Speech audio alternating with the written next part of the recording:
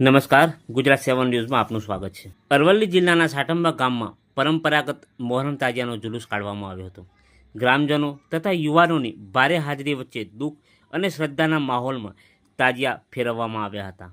અનૂઠા અંદાજમાં જુદા જુદા તાજિયાઓની સાથે ગામના મુખ્ય માર્ગો પર શ્રદ્ધાળુઓ સાથે ઠેર ઠેર જોવા મળ્યા હતા। નમાજ તથા દુઆઓ પણ કરાઈ હતી।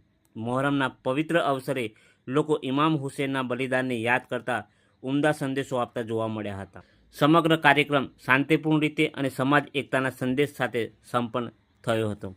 તાજિયાના ભાગરૂપે અનેક જગ્યાઓ પર નાસ્તા તથા પાણીનું વિતરણ કરવામાં આવ્યું હતું।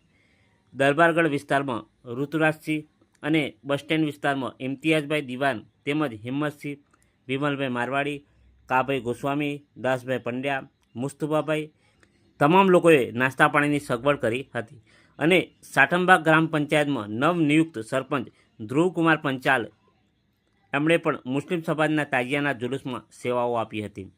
હુસેની કમિટીમાં અશફાક જાજ, સિરાજ જાજ, પિન્ટુ ચાપાનેરિયા તેમજ સામાજિક આગેવાન રિઝવાન જાજ, શબ્બીર પીરા, નઈમ ચાપાનેરિયા અને ઇમરાન પીરાની આગેવાનીમાં શાંતિપૂર્ણ સંપન્ન થયું હતું।